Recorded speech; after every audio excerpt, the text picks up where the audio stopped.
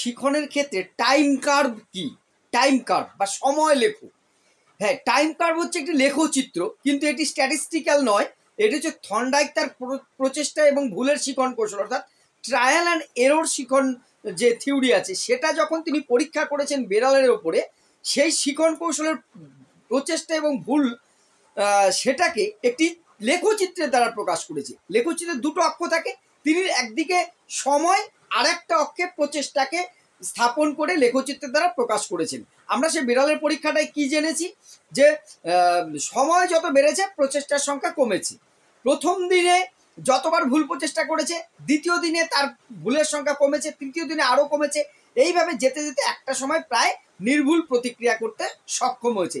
এই যে সময়ের সাথে সাথে প্রচেষ্টার সংখ্যা কমিয়ে আনা, অর্থাৎ ভুলকে পরিত্যাগ করে সঠিক আচরণটাকে আয়ত্ত করার কৌশল, এই বিষয়টাকে যে লেখচিত্রের সাহায্যে থর্নডাইক প্রকাশ করেছেন, সেই লেখচিত্রটার নাম দিয়েছেন টাইম কার্ভ বা সময় লেখো। তাহলে টাইম কার্ভ হচ্ছে একটি লেখচিত্র যেটা থর্নডাইক কে ব্যবহার করেছেন, আসতে পারে কিন্তু থর্নডাইক ব্যবহার করেছেন।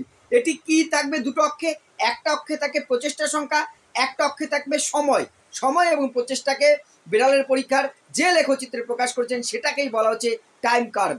এই বিষয়ে বিস্তারিত ভিডিও কিন্তু প্রাণ স্যার ইউটিউব চ্যানেলে আমি এসএলএসটি সমস্ত বিষয়ের সাথে এগুলো আলোচনা করেছি। প্রয়োজন অবশ্যই চ্যানেলে যে সম্পূর্ণ ফ্রিতেই আমার চ্যানেলে এসএলএসটির সমস্ত তথ্য কিন্তু পেয়ে যাবে।